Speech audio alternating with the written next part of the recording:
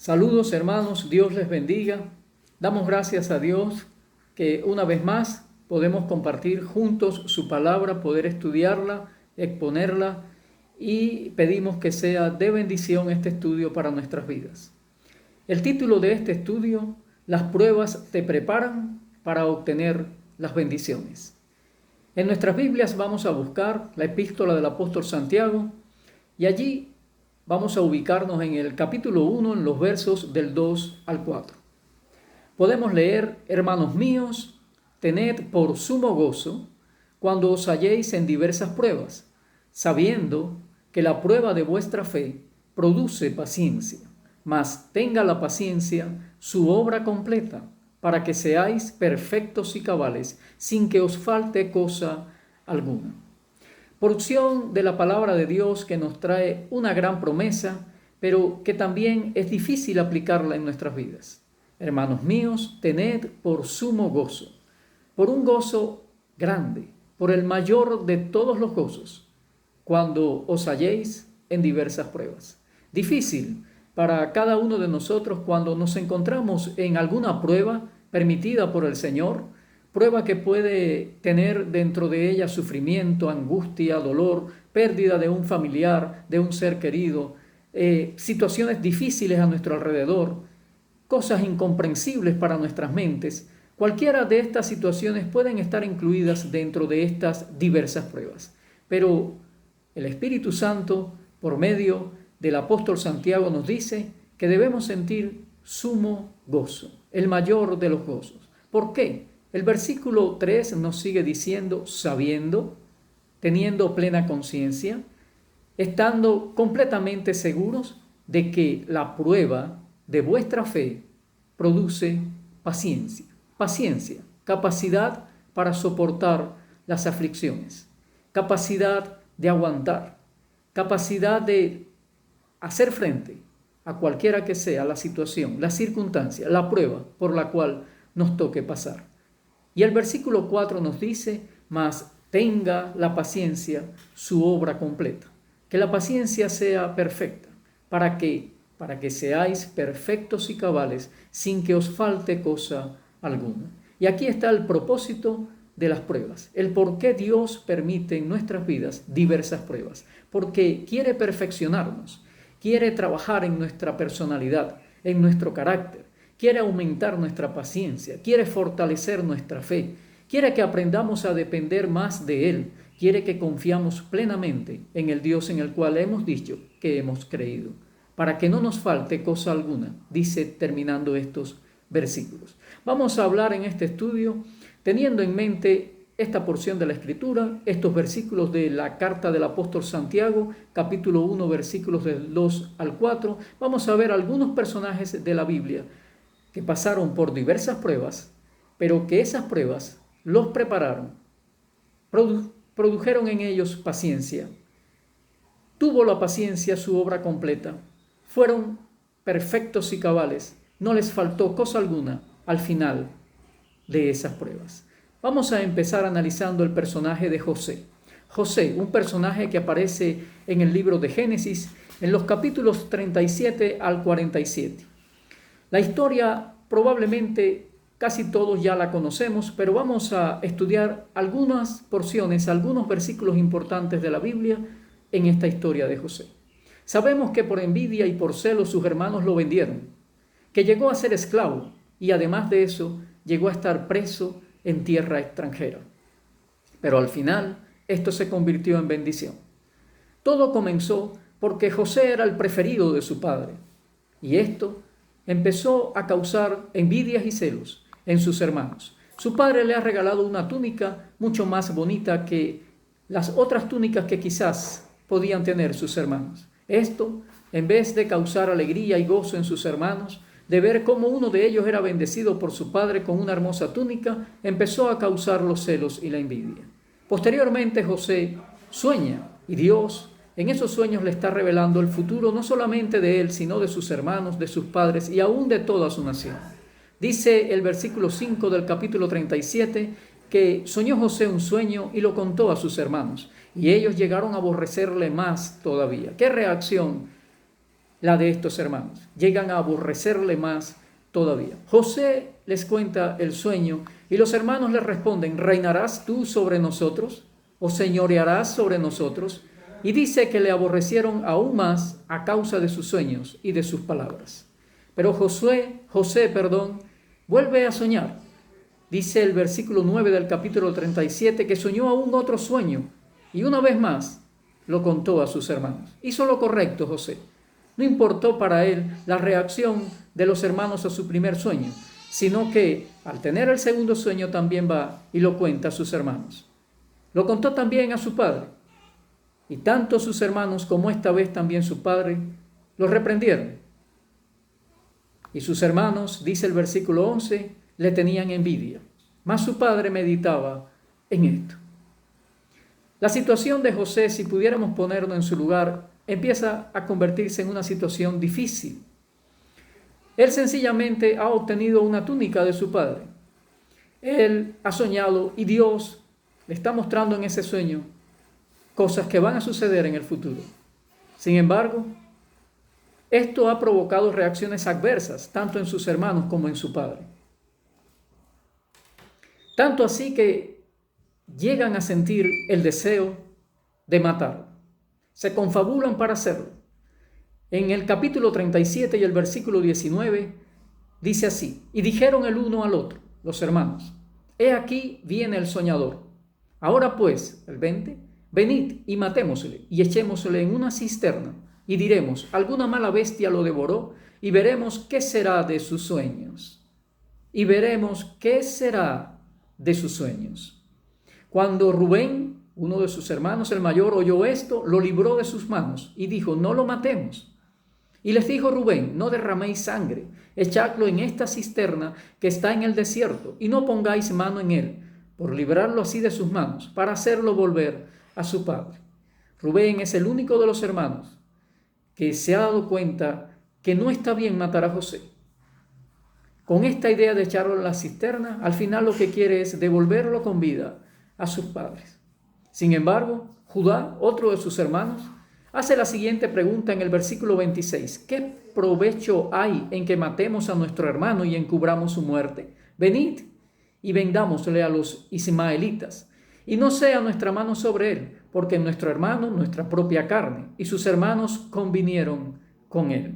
¿Qué provecho hay que lo matemos sin obtener a cambio algo, sin obtener alguna ganancia? Mejor vamos a venderlo a estos ismaelitas, a estos extranjeros, a esta caravana de egipcios, y vamos a obtener algo a nuestro favor. Cuando pasaban los madianitas mercaderes, sacaron ellos a José de la cisterna y le trajeron arriba y le vendieron a los ismaelitas por 20 piezas de plata. Y llevaron a José a Egipto. En Egipto, José sigue su prueba, sigue su sufrimiento. Es falsamente acusado por la esposa de su amo y es echado en la cárcel.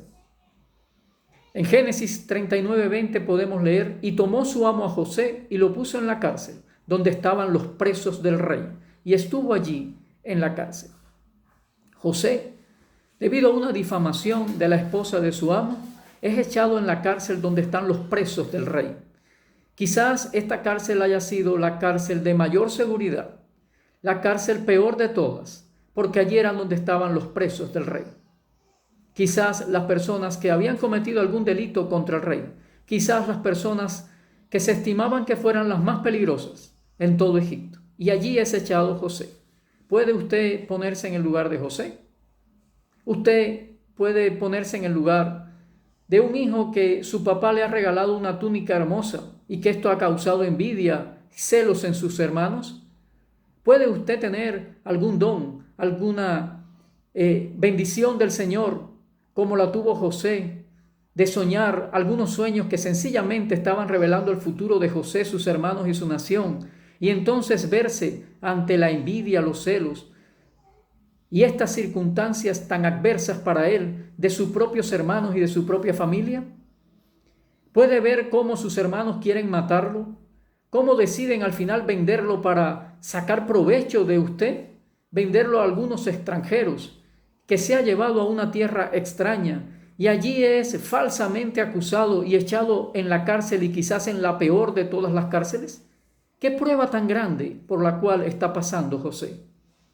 Pero Dios estaba con José. Dios no se olvidó de José. Dios no se olvida de usted, hermano, cuando usted está pasando por diversas pruebas. A Dios no se le escapa nada, ningún detalle se le va a nuestro Señor.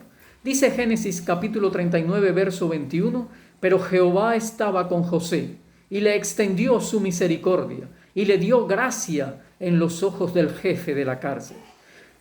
Ahora vamos a ver las bendiciones como resultado de las pruebas en la vida de José. Dios le concedió interpretar sueños a José.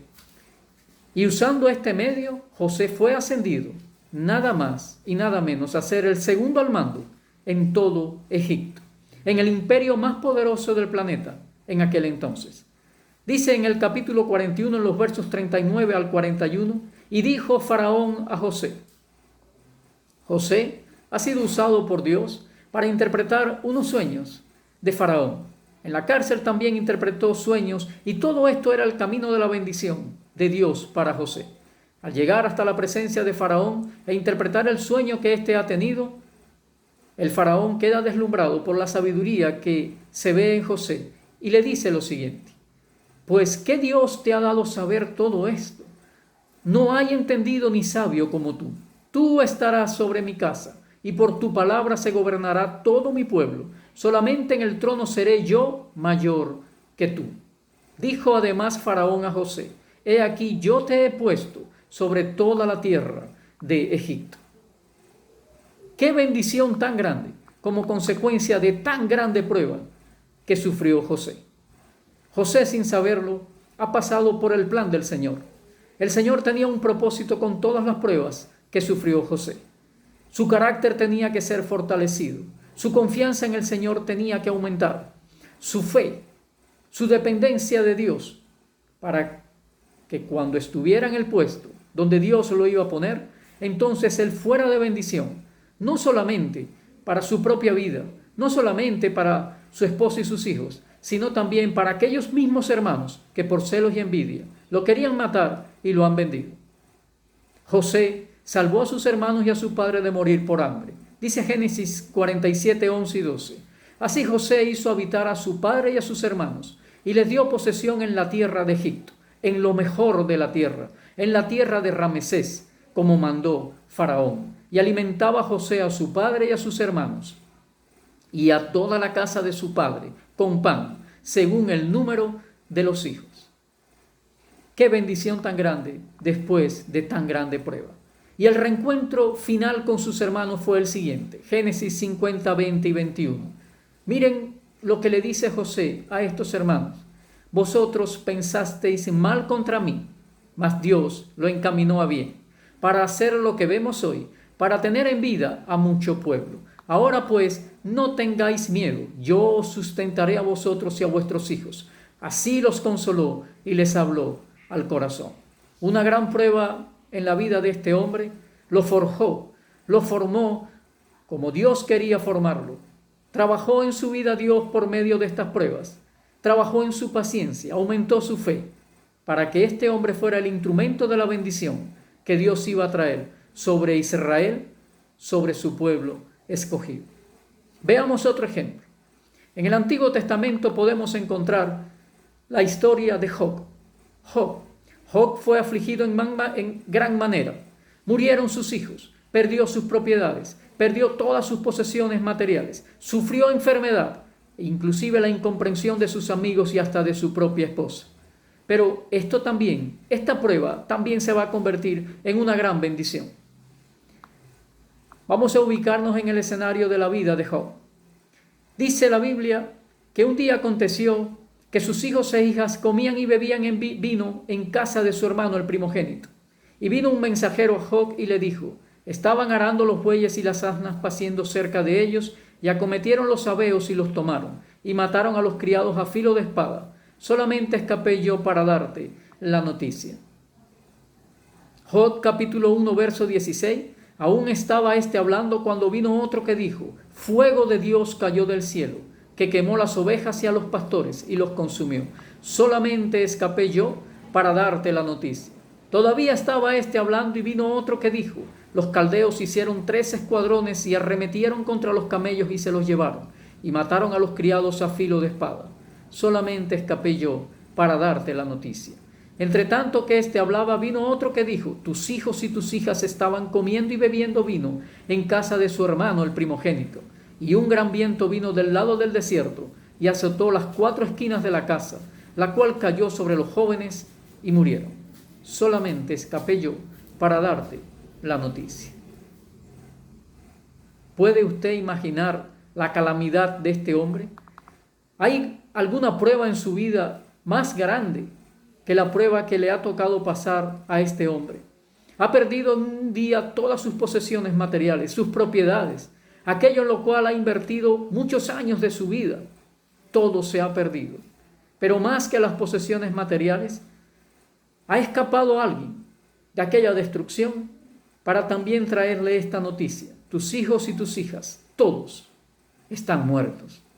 Han muerto tus hijos y tus hijas. ¿Puede usted imaginar una noticia más terrible que esa? ¿Puede usted ponerse en el lugar de Job para poder experimentar cuán grande prueba sufrió este hombre? Pero este hombre reacciona de una manera espectacular, de una manera que es un ejemplo tremendo para nosotros. Dice Job 1:20: entonces Job se levantó y rasgó su manto, y rasuró su cabeza y se postró en tierra y adoró. Y el versículo 21 dijo Job: desnudo salí del vientre de mi madre, y desnudo volveré allá. Jehová dio y Jehová quitó. Sea el nombre de Jehová bendito. Y dice el versículo 22: en todo esto no pecó Job, ni atribuyó a Dios despropósito alguno. Qué tremenda fe la de este hombre. Qué comunión más grande con el Señor. Con razón la Biblia decía que este hombre era perfecto en todos sus caminos. Pero va a venir otra prueba sobre él. Su salud va a ser afectada. Entonces, dice el capítulo 2 de Job, versículo 7, entonces salió Satanás de la presencia de Jehová e hirió a Job con una sarna maligna, desde la planta del pie hasta la coronilla de la cabeza. Una sarna maligna está afectando a este hombre. Ahora su salud es quebrantada por Satanás. Y dice el versículo 8 que tomaba Job un tiesto para rascarse con él y estaba sentado en medio de ceniza. Qué terrible aflicción la de este hombre. De repente han venido todas las calamidades posibles sobre él, pero aún hay que sumarle algo más. La incomprensión de su esposa y sus amigos lo hacen sufrir mucho más. Job capítulo 2 versículos 9 y 10. Entonces se le dijo a su mujer: ¿aún retienes tu integridad? Maldice a Dios y muérete. Y él le dijo: como suele hablar cualquiera de las mujeres fatuas, has hablado. ¿Acaso recibiremos de Dios el bien y el mal no lo recibiremos? En todo esto no pecó Job con sus labios. Se acercan 3 amigos para intentar consolarlo, pero no lo comprenden y terminan acusándolo. Dice el capítulo 4, versículos 1 y 2. Entonces respondió Elifaz temanita y dijo: si probáremos a hablarte, te será molesto, pero ¿quién podrá detener las palabras? Y esas palabras que fueron expresadas por estos amigos están contenidas en muchos capítulos de este libro. Durante mucho tiempo, Job tiene que escuchar cómo sus amigos lo acusan, cómo sus amigos no pueden comprender que estas calamidades que han venido sobre él sean por gusto, sean sin alguna causa del pecado de Job. Job se defiende. Job incluso llega a maldecir el día en que nació. Y Job entonces tiene un diálogo con su Creador, tiene un diálogo con Dios. Dios le responde soberanamente, con toda la sabiduría que solo él puede tener. Y entonces toda esta prueba de Job, toda la aflicción, todas las pérdidas que ha tenido, todas las incomprensiones que ha sufrido, Job llega a reconocer, llega a entender que tenían un propósito, que querían aumentar su paciencia, fortalecer su fe, su carácter, su personalidad y más que todo, las bendiciones como resultados en las pruebas en la vida de Job van a traer que él va a conocer mucho mejor a su Señor. Al final, del diálogo con Dios, Job responde en el capítulo 42, en los versículos del 1 al 6, y dice lo siguiente: yo conozco, Señor, que tú todo lo puedes, y que no hay pensamiento que se esconda de ti. ¿Quién es el que oscurece el consejo sin entendimiento? Yo hablaba lo que no entendía, cosas demasiado maravillosas para mí que yo no comprendía. Te ruego, oh Dios, escúchame y yo hablaré. Te preguntaré y tú me enseñarás. Porque, miren esta declaración que hace Job. Después de toda aquella aflicción, él llega a reconocer lo siguiente: de oídas te había oído, mas ahora mis ojos te ven. Por tanto, me aborrezco y me arrepiento en polvo y ceniza. Este era el gran propósito de Dios con las pruebas para Job. Esta era la consecuencia que iba a tener la aflicción, la prueba en la vida de Job. No solo esto, sino que Job oró por sus amigos y recibió el doble de lo que había perdido. Dicen los versículos 9 y 10 del capítulo 42, fueron pues sus amigos e hicieron como Jehová les había dicho, y Jehová aceptó la oración de Job.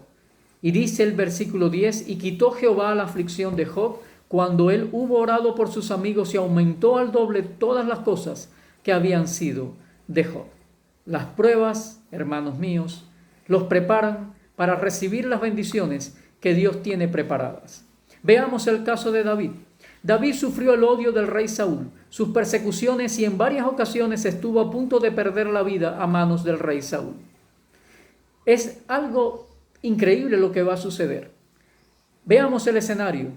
Mientras Saúl y el pueblo tenían miedo de los filisteos y de este gigante Goliat, apareció este muchacho con valentía y con fe, este hombre desconocido, este pastor de ovejas, y llega y le dice a Saúl en 1 de Samuel, capítulo 17, versículo 32. Y dijo David a Saúl: no desmaye el corazón de ninguno a causa de él, de ese gigante. Tu siervo irá y peleará contra este filisteo. Este David mató a aquel gigante, y a la hora de enfrentarse a él, en el capítulo 17 de 1 de Samuel, versículo 45, le dijo a este filisteo: tú vienes a mí con espada y lanza y jabalina, mas yo vengo a ti en el nombre de Jehová de los ejércitos, el Dios de los escuadrones de Israel, a quien tú has provocado. Jehová te entregará hoy en mi mano, y yo te venceré, y te cortaré la cabeza, y daré hoy los cuerpos de los filisteos a las aves del cielo y a las bestias de la tierra, y toda la tierra sabrá que hay Dios en Israel. Y en el versículo 47 de este capítulo 17 de 1 de Samuel, podemos leer lo siguiente: y sabrá toda esta congregación que Jehová nos salva con espada y con lanza, porque de Jehová es la batalla, y él os entregará en nuestras manos. Asimismo fue David, reconociendo el poder de Dios, poniendo toda su fe en el poder de su Señor, derrotó a este gigante, y esto llenó de ánimo y de valentía a toda la nación de Israel, y entonces derrotaron a los filisteos. En los versículos 52 y 53 podemos leer que levantándose luego los de Israel y los de Judá gritaron, y siguieron a los filisteos hasta llegar al valle y hasta las puertas de Ecrón, y cayeron los heridos de los filisteos por el camino de Saraín hasta Gad y Ecrón. Y volvieron los hijos de Israel de seguir tras los filisteos y saquearon su campamento. ¡Qué victoria más completa!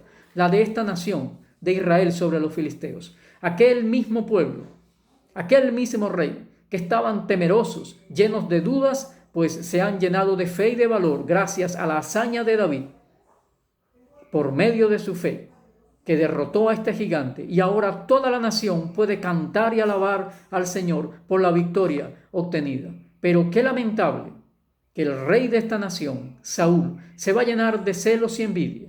Cuando ellos regresan de esta gran victoria, dice el capítulo 18, versículo 6 de 1 de Samuel: aconteció que cuando volvían ellos, cuando David volvió de matar al filisteo, salieron las mujeres de todas las ciudades de Israel cantando y danzando para recibir al rey Saúl, con panderos, con cánticos de alegría y con instrumentos de música. Y cantaban las mujeres que danzaban y decían: Saúl hirió a sus miles y David a sus 10,000. Y dice el versículo 8: y se enojó Saúl en gran manera, y le desagradó este dicho, y dijo: a David dieron 10,000 y a mí 1,000. no le falta más que el reino. Y dice el versículo 9 de este capítulo 18 de primero de Samuel: y desde aquel día Saúl no miró con buenos ojos a David. ¡Qué reacción la de este rey! David ha sido el hombre usado por Dios para darle la victoria a Israel. El rey Saúl, en vez de llenarse de gozo y alegría, que Dios ha levantado un hombre para dar la victoria al pueblo y para mostrarle a él que cuando se confía en el Señor, cuando se tiene fe, cuando hay total dependencia de Dios, no hay nada que pueda detenernos. En vez de reconocerlo y alegrarse también junto con el pueblo, se llena de celos y envidia y expresa: solo les falta darle el reino. A partir de allí, Saúl va a procurar matar a David. En varias ocasiones, Saúl lo persigue con la intención de quitarle la vida. David tiene que huir, David tiene que esconderse. ¿Por qué? ¿Qué ha hecho David? Salvar a su nación, tener fe en el Señor, mostrarle al pueblo que debe creer, que debe tener valentía. Y sin embargo, comienza la gran prueba en la vida de David. En 1 de Samuel capítulo 19 versículo 1 podemos leer: habló Saúl a Jonatán su hijo y a todos sus siervos para que matasen a David. Pero las bendiciones como resultado de las pruebas en la vida de David iban a llegar. David se convirtió en el próximo rey de Israel. Libró a la nación de todos sus enemigos. A pesar de sus debilidades y pecados, es recordado como el mejor rey en toda la historia de Israel. Es el único personaje en la Biblia al cual se le describe como un varón conforme al corazón de Dios. Sus salmos, escritos como consecuencia de sus pruebas en medio de las persecuciones de Saúl, son un libro de la palabra de Dios y llenan de bendiciones, de ánimo, de fe y de consuelo a todos sus lectores. Y de su descendencia vino el Mesías, el Hijo de Dios, Jesús, el Salvador del mundo. ¿Puede usted pensar en bendiciones más grandes que estas? Grande fue la prueba por la cual tuvo que pasar David. Pero en esa prueba Dios lo formó, Dios forjó su personalidad, su carácter, aumentó su fe, aumentó su confianza en Él, aumentó su dependencia en el Señor. Y de esta forma lo pudo usar para los propósitos que Él tenía con David. Por último, veamos al apóstol Pablo. Sufrió persecuciones por predicar el Evangelio, acusaciones basadas en su vida pasada, difamaciones no basadas en la palabra de Dios para desacreditar su apostolado y su ministerio. Podemos leer en Hechos capítulo 9, verso 26, cómo los hermanos no comprendían y no querían aceptarlo en la comunidad cristiana. Cuando llegó a Jerusalén, trataba de juntarse con los discípulos, pero todos le tenían miedo, no creyendo que fuese un discípulo. Sufrió persecuciones por predicar el Evangelio. En Antioquía de Pisidia, Hechos capítulo 13, verso 50, podemos leer: pero los judíos instigaron a mujeres piadosas y distinguidas y a los principales de la ciudad, y levantaron persecución contra Pablo y Bernabé, y lo expulsaron de sus límites. En Iconio también fue perseguido, Hechos 14, versículo 5, pero cuando los judíos y los gentiles, juntamente con sus gobernantes, se lanzaron a afrentarlos y a apedrearlos. En Listra, Hechos 14, verso 19, entonces vinieron unos judíos de Antioquía y de Iconio, que persuadieron a la multitud, y habiendo apedreado a Pablo, le arrastraron fuera de la ciudad, pensando que estaba muerto. ¿Qué persecuciones más tremendas? Solo por predicar el mensaje de la salvación. También desacreditaron su apostolado. Pablo tuvo que escribirle a los Gálatas capítulo 1, verso 1, Pablo, apóstol, y aclarar: no de hombres ni por hombre, sino por Jesucristo y por Dios el Padre, que los resucitó de los muertos, defendiendo de esta manera su apostolado. Tuvo que defenderse también de las acusaciones sobre sus pecados en la vida pasada, y esto ayudó a que él escribiera aquí mismo en esta carta a los Gálatas, capítulo 2, versículo 20, con Cristo estoy juntamente crucificado, y ya no vivo yo. Ese yo de la vida pasada quedó en aquella cruz junto con el Señor, quien perdonó todos los pecados de mi vida pasada, y ahora vive Cristo en mí. Y lo que ahora vivo en la carne, no lo vivo en la fe del Hijo de Dios, el cual me amó y se entregó a sí mismo por mí. Tuvo que defenderse también de aquellos que dudaban de su llamado y que atacaban su ministerio.